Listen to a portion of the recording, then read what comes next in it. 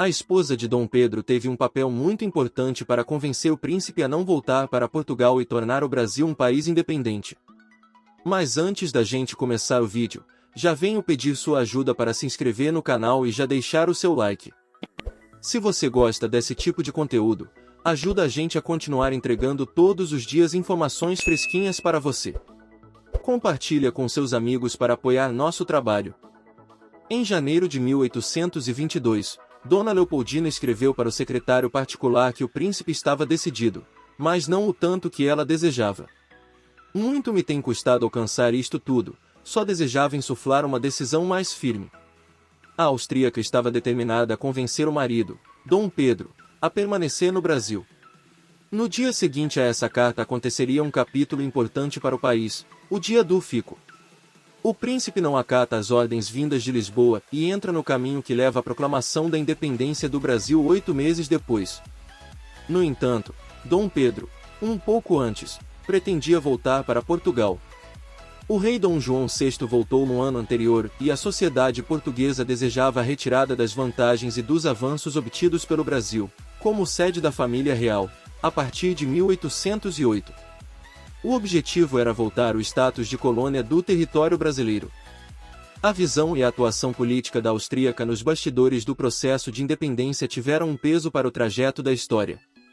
Isso pode ser contraditório, visto que em alguns momentos Leopoldina é vista fragilizada e impotente diante das humilhações impostas por Dom Pedro, especialmente quando o imperador favorecia a amante Domitila de Castro Canto e Melo. A personalidade da primeira imperatriz brasileira está ligada à sua origem na dinastia dos Habsburgos, reinante na Áustria por mais de 600 anos. A família possuía a tradição de política de casamentos, para aumentar territórios e se manter nos centros do poder.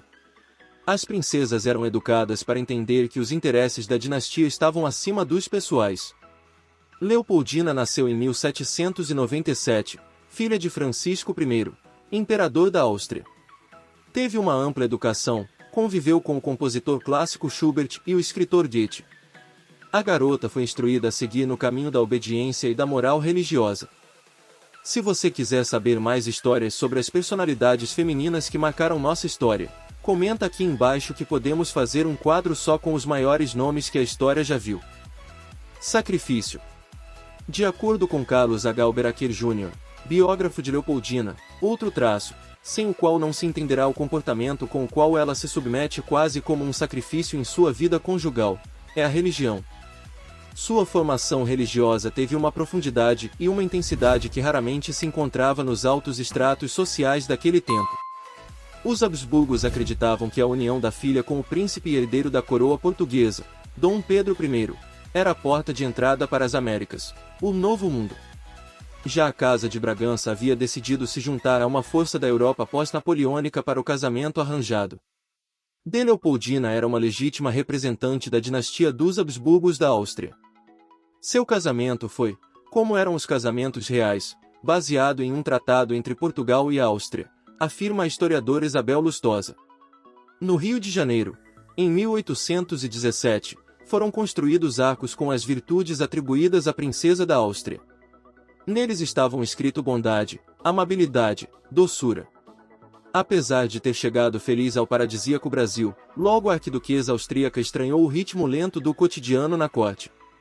Para a irmã, ela escreveu que era enlouquecedor viver daquela forma, sem ir ao teatro e frequentar a sociedade, vendo apenas as mesmas pessoas todos os dias. A austríaca acrescenta que até o marido desejava isso. Independência. Após chegar ao Brasil, Leopoldina decidiu aumentar a bagagem cultural de Dom Pedro, que apesar de ser visto como um grande comunicador, para ela, ele possuía uma formação educacional deficitária para um futuro rei. O entendimento político dela influenciou na independência do Brasil. A historiadora Mary Del Priore explica que Leopoldina vai lentamente se convencendo que a emancipação do Brasil seria boa para os seus filhos, garantiria um trono para a sua descendência.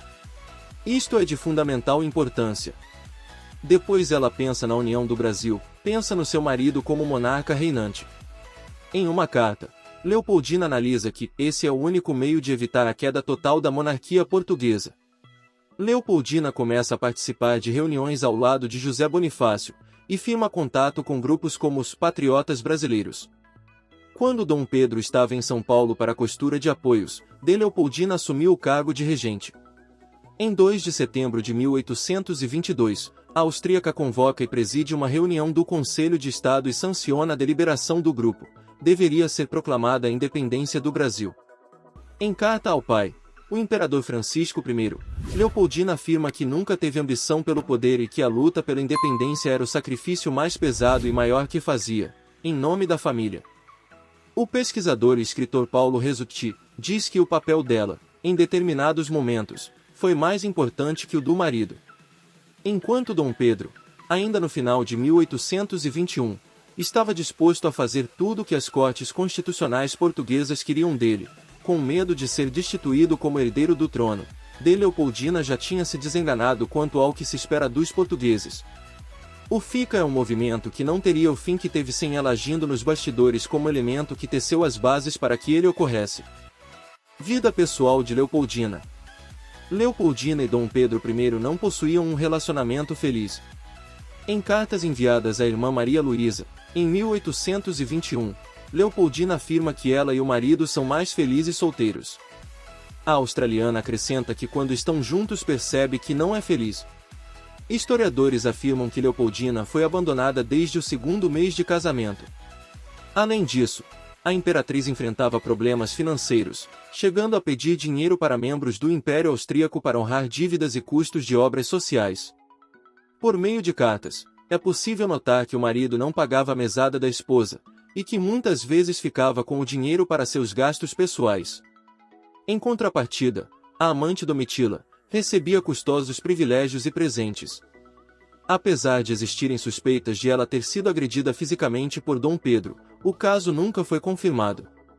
O que a história oficial aponta é que Leopoldina passou por diversas humilhações, a tal ponto que em uma carta, meses antes de falecer, aos 29 anos, desabafa que não dorme e só deseja morrer.